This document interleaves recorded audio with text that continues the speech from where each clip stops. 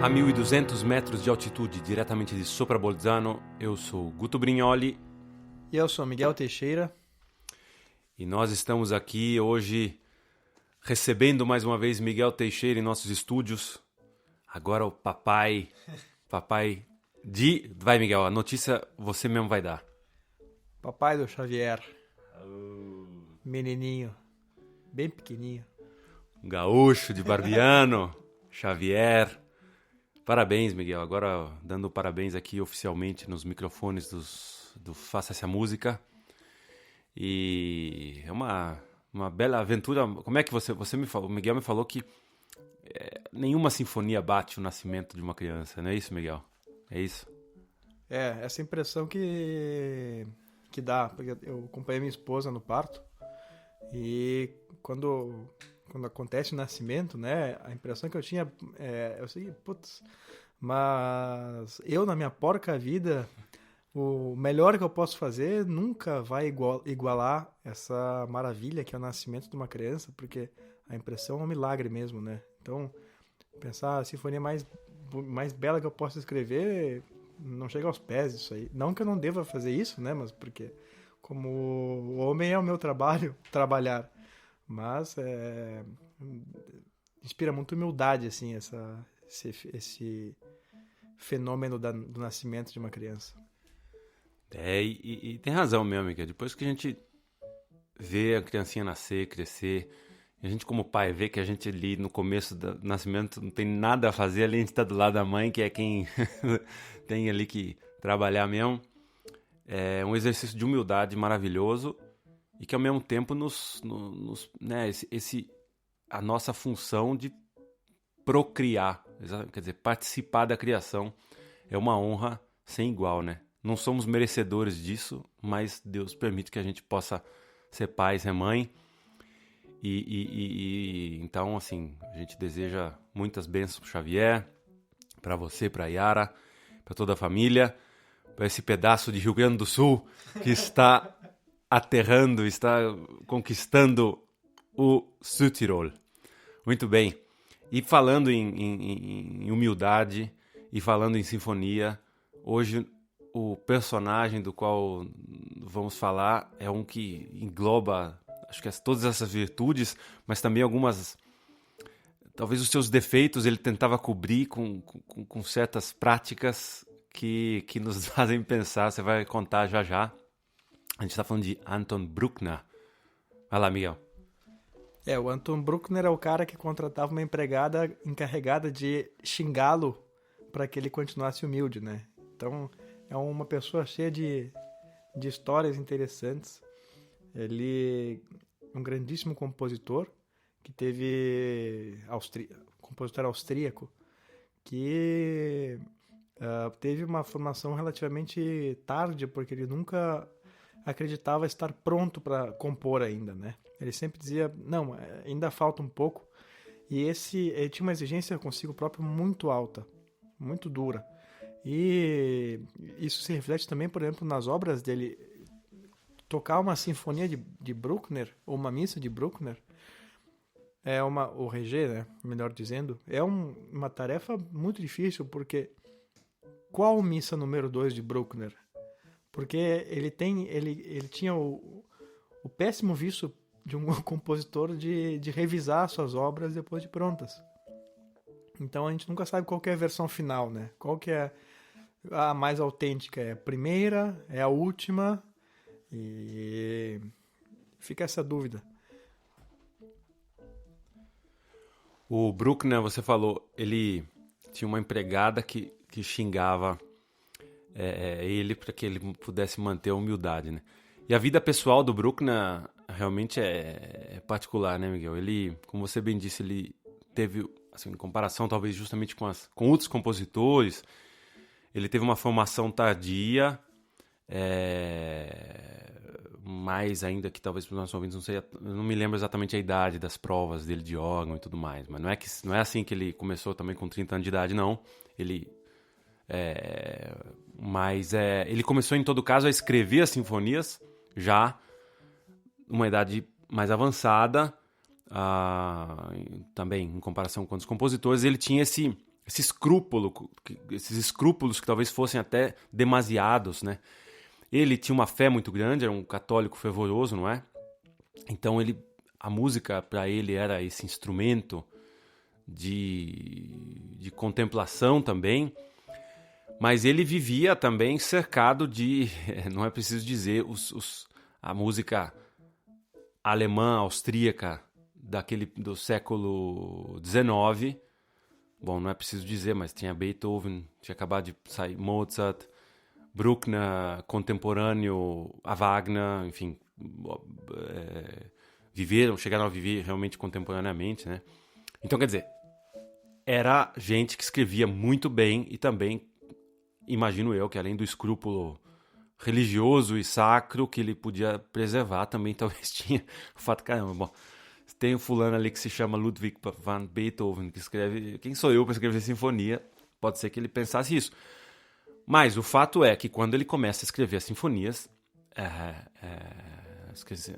também podemos dizer de Brahms, né, que não disse agora há pouco, mas as sinfonias de Bruckner são colossais, né? São monumentos de música e de realmente uma porta aberta para a contemplação. Pelo menos eu vejo assim e creio que não estou sozinho. A gente pode pensar os inúmeros regentes, como você bem disse, as pessoas. Reger Bruckner é uma tarefa muito trabalhosa.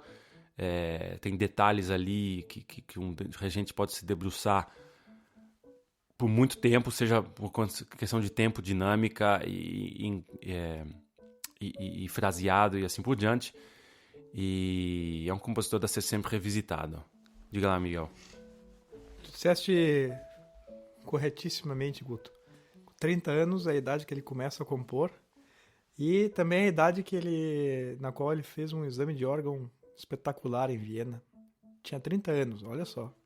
Depois a gente diz que tá velho para estudar música, né? Sempre vamos lembrar desse exemplo aí. Então ele vai a Viena para fazer o exame de órgão. Ele estava em Linz, né? No nordeste da Áustria. Vai a Viena e parte desse exame era improvisar uma fuga no órgão.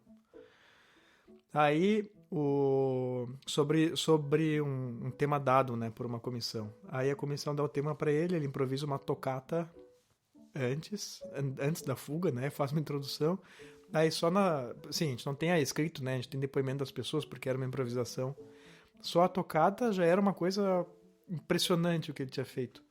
Já estava passado, né? Aí começa a fuga e o animal me faz uma fuga dupla, né? A fuga dupla é dupla complicação, né? Vamos resumir assim.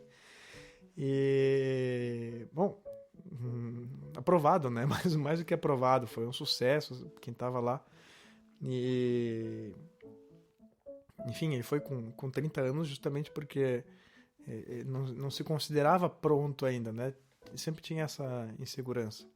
E nessa mesma época ele compunha, vamos dizer, a primeira obra dele, uma missa solene. Bom, tu tinhas comentado também do Beethoven, né?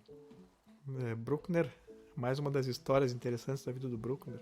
Quando exumaram o corpo do Beethoven, o Bruckner entrou sorrateiramente para pegar o crânio do cadáver do Beethoven para olhar, né? Enfim, não fez isso porque era um cadáver. As pessoas insultam o Bruckner de tudo, né? Inclusive de necrófilo, coitado, né? Não fez isso porque era um cadáver, fez porque era Beethoven. E ver o amor que ele tinha pelo Beethoven para se expor a um mico desses, né? E tem outras coisas também da personalidade do Bruckner que são muito interessantes. Parece ter uma criança, assim, algumas das reações dele. E teve uma... Putz, agora eu não me lembro o nome do regente, mas tocaram uma sinfonia dele e ele ficou muito feliz com o resultado da sinfonia. Depois convidou o regente para tomar uma cerveja, que era o agradecimento elegantíssimo que ele podia dar ao regente. E bom, sim, o Bruckner era certamente conhecido na sua vida como um tipo um pouco particular, né? Meio maluco, né? Todo mundo... Ele teve uma outra coisa que você não disse, que foi o fato que ele... Eu não sabia disso, você me contou hoje. O Miguel contou que o Bruckner foi solteiro a vida inteira, né? Mas não foi por falta de tentativa de casar, né? Bruckner tentou... Conta aí, Miguel, como é que é essa história? Ele tentava ganhar as moças, um pedido de casamento honesto e bem feito, mas não deu certo. Como é que é isso? Ele era conhecido por fazer propostas de casamento para as meninas, né? Só que coitado, ele era feio. Se vocês... Bom, o Bruckner careca, né? Feio, com nariz grande, torto. Acho que ele inspirou os conselhos de paquera do Bolsa, para quem conhece. E do Hermes e Renato. Mas enfim, ele era conhecido por fazer propostas de casamento para as meninas, né?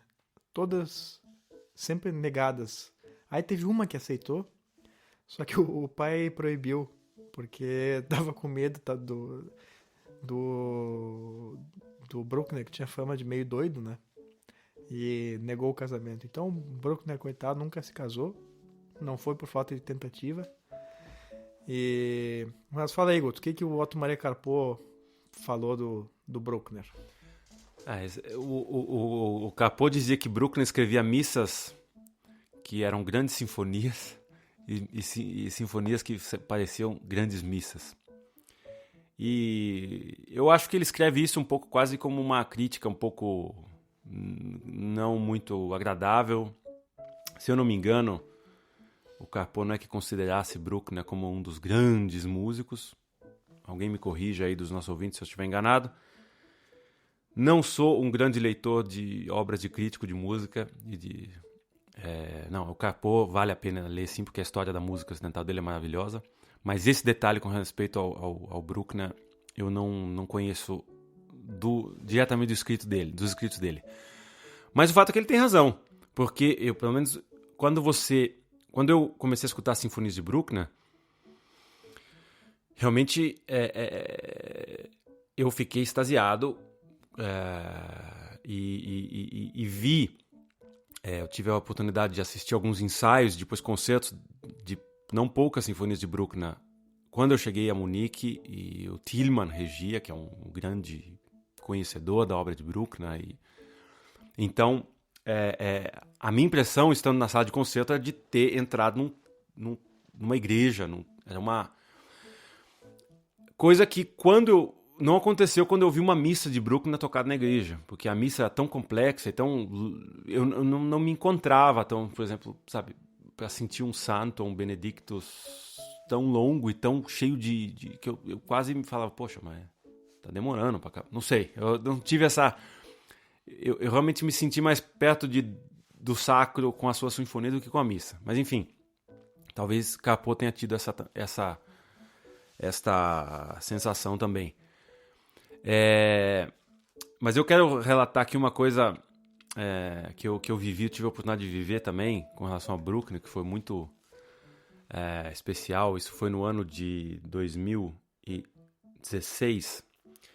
Eu fui chamado... Enfim, eu morei muitos anos na Alemanha, trabalhei com um tubista que dá aula, que é professor do Mozarteum em Salzburg, o Andreas Hofmeier. E o Andreas Hofmeier é um tipo do mainstream na Alemanha, né? Ele, enfim, ia em programas de televisão, é um cara muito... Ganhou o Echo Prize, que é o maior prêmio da música clássica na Alemanha. Então, eu, tocando com ele, conheci muita gente e tal. E uma vez a gente foi tocar num evento que tinha uma produtora de cinema. Conheci um pessoal do cinema que alguns meses depois, ou um ano depois, me convidou para participar de um filme, como músico. E eu fui poder filmar por 4 dias. Era um filme alemão que eu pude participar como músico, e foi gravado em Bad Ischl. Bad Ischl é um lugar na Áustria, turístico, onde nasceu o Franz Lehár, que é o compositor de operetas, né? Um grande compositor de operetas. E aí eu fui lá, a gente passou 4 dias nessa gravação e tal, então tinha muita pausa, não sei o quê.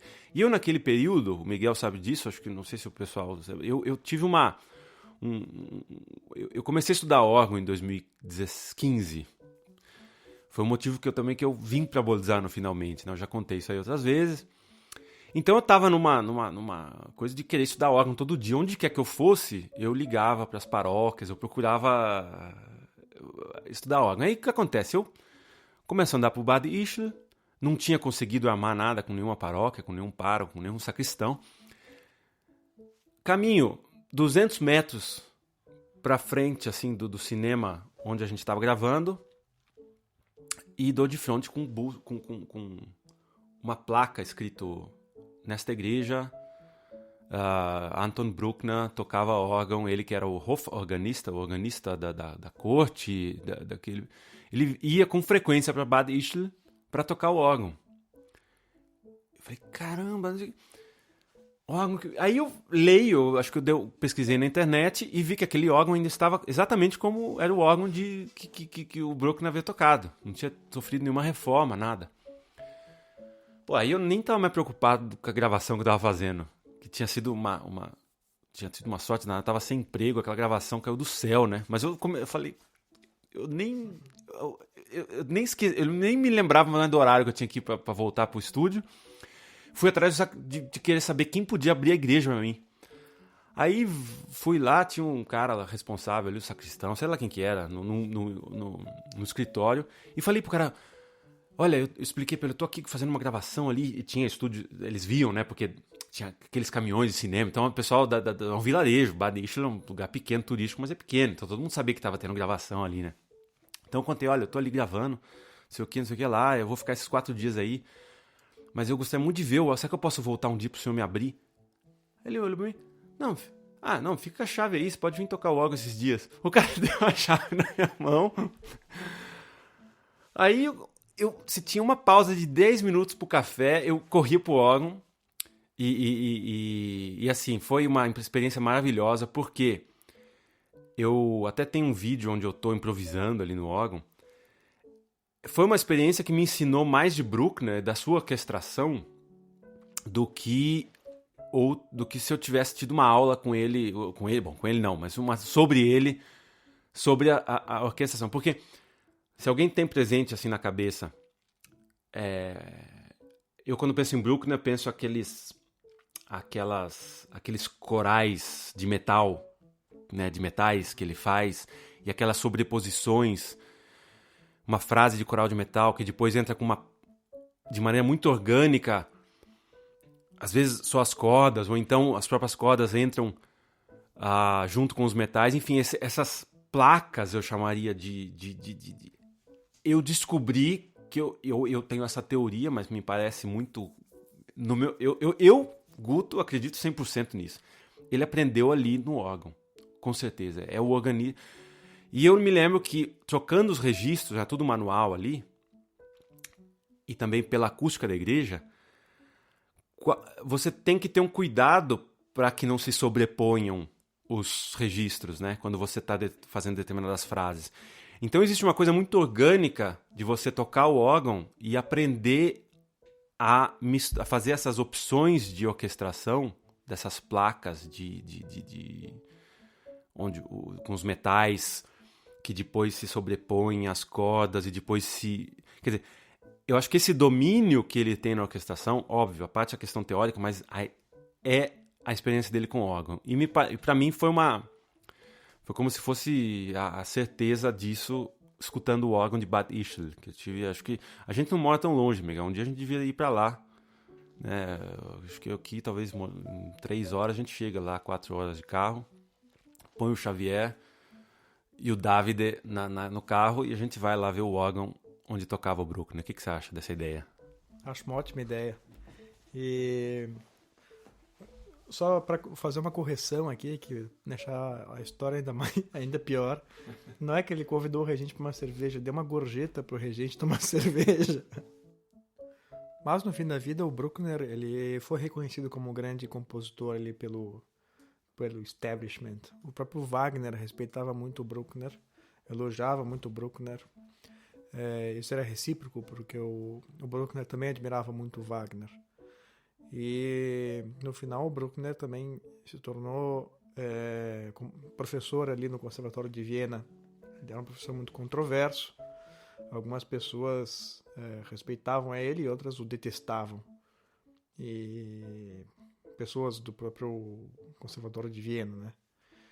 E foi aí no momento em que ele começou a ter prestígio que ele contratou a famosa empregada encarregada de insultá-lo para manter a sua humildade, né? E... Bom, Queria só dizer uma coisinha para que a gente não dê a impressão que o Bruckner começou a estudar música muito tarde, né? Sim. A questão que a gente estava dizendo ele começou a compor tarde e ele foi fazer uma prova oficial, de fato, de órgão muito tarde. Apesar de ele ter começado como ainda criança a tocar, mas ele seguiu a carreira do pai, né? Como professor de escola primária. Talvez escola primária, enfim. Talvez também ginásio. Mas eu acho que era escola primária mesmo, que ele dava aula. E acredito que ele depois, quer dizer, ele foi primeiro, ele foi dar aula de música muito tarde, depois que ele já tinha um diploma e tal, que ele foi depois dos 30 anos. Mas ele tinha uma educação musical sólida, de piano, violino e órgão ainda criança. Para que não fique assim a ideia que o Bruckner não fazia nada de música até os 30 anos e de repente... Não foi assim. E, como você falou, o Bruckner com Wagner, quando ele soube da morte do Wagner, ele ficou, foi uma tristeza muito grande para ele. Tem uma carta, inclusive, famosa, onde ele, enfim, publicamente fala sobre essa tristeza da morte do Wagner, que ele considerava muito. E aqui eu tenho que voltar, porque eu confesso que é uma coisa que eu acabei de achar aqui no Stadtmuseum de Bad Wischl, que eu vou traduzir exatamente como como ele morreu solteiro. Alguém pode se perguntar se ele não tinha interesse. Quem leia a sua biografia pode se perguntar se ele não tinha interesse por mulheres, ou qual era o papel das mulheres na vida de Bruckner, né? Mas a resposta é uma só. Ele escreveu durante sua vida, ele escreveu muitas cartas durante sua vida pedindo a mão em casamento de várias moças. Ele escrevia carta, mas sempre sem sucesso. Sempre sem sucesso. Quer dizer, ele escrevia de fato, toda a vida ele tentou casar, mas não deu certo. Então assim, o mundo da música tem tanto louco, né? Mas esse aí é mais um, mas é um louco bom, né? Tu vê que, acho que assim, ir pro céu é muito difícil, né? Mas se Jesus quiser, esse cara aí, pela humildade dele, pela honestidade com as mulheres, porque ele não seduzia, ele fazia proposta de casamento direto, né? Pela humildade, como eu falei, pelo trabalho duro, acho que Jesus teria desculpa para levar ele pro céu, né? Acho que Jesus é tão bom que ele sempre arruma uma desculpa para todo mundo, né? Não sei. Ele tenta sempre achar uma desculpinha para nossa pequenez. Mas, eu vou aproveitar aqui, você falou do respeito de Bruckner, eu vou fazer um parênteses aqui, já que 1º de maio, mudando um pouco o tema, mas trazendo os nossos ouvintes também para um dado cultural italiano que você talvez conheça. E no Brasil é conhecido, quem nos ouve e tem um pouco mais de idade, conhece Dom Camillo, né? Meu pai assistia Dom Camillo e Peppone. No sábado, e eu pensei inclusive no Miguel, porque era uma viagem do Dom Camillo para a Rússia. E o Dom Camillo não podia dizer que era eu tô aqui fazendo esse parênteses, porque dia 1º de maio foi o aniversário de Giovannino Guareschi, que é quem criou Dom Camillo. Mas fato é que Dom Camillo tá andando no hotel ali e eles fazem uma turnê pela Rússia, ele vai acompanhar essa turnê, onde vão cantar Verdi em russo lá. E tem um cantor, que é o mó galanzão, não sei o quê, e ele tenta se aventurar com todas as mulheres, ele vê que a soprano lá tá dando mole, não sei o quê. E Dom Camillo chega tarde no hotel e vê que o cara tá na porta do quarto dela, tentando entrar no quarto. E Dom Camilo faz finta de não, né, não sei o quê, e consegue atrapalhar a tentativa do cara de entrar no quarto da donzela. E o tenor fica pé da vida, e Dom Camilo, não, assim você respeita, amanhã quem sabe você fala com ela, não sei o que lá. Bom, fato é que justamente porque ele respeitou essa mulher, ele acaba casando com ela. E dá a culpa a Dom Camilo. Bom, só aqui pra... talvez se o Bruckner tivesse respeitado pessoalmente as mulheres, quem sabe teria tido mais êxito, ou não sei, mas as cartas dele, Poverino, não funcionaram. Eu acho que ele era... Bom, que era feio dá pra gente ver pelas fotos, né? É muito estranho. Era uma pessoa, sei lá, muito particular. Doidão da música. Um doidão do bem. Então tá. Ficamos por aí, né? Nosso tempo já tá bom. Um abraço pra todo mundo. Até segunda-feira. É isso aí. Então a gente, como sempre, nós demos aqui uma introdução a um tema e hoje a esse compositor, essa pessoa maravilhosa, esse gênio que foi Anton Bruckner. E certamente deixaremos aí alguns links, vale a pena, tudo que puderem ouvir de Bruckner vale a pena, e nós nos ouvimos mais uma vez daqui uma semana, na próxima segunda. Um grande abraço a todos e até lá.